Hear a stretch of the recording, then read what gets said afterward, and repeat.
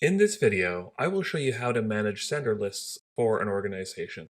Let's get started. To view your organization's sender lists, click on Email in the primary navigation menu, followed by Sender Lists.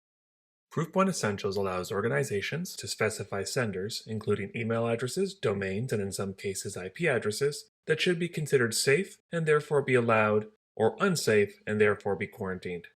To add an entry to the block sender list, type in the email address, domain, or IP address into the text area field. If there is an existing entry, ensure that you use a separator between the values, such as a comma. To remove an entry from the block sender list, select, then delete the entry from the text area field. To add an entry to the safe sender list, type in the email address, domain, or IP address into the text area field. If there is an existing entry, ensure that you have a separator between the values, such as a comma. To remove an entry from the safe sender list, select, then delete the entry from the text area field. Sender lists can be defined for an organization as well as an end user. To modify the sender list for a user, click on User Management in the primary navigation menu, followed by Users.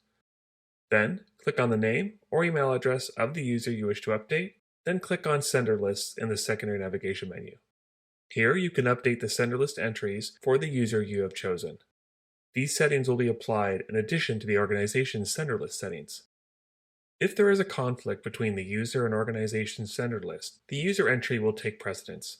For example, if a user has jane@domain.com in its safe sender list, and the organization has jane@domain.com in the organization's block list, the email will be delivered. The rule of thumb is that the more narrowly applied entry will take precedence over a broader entry.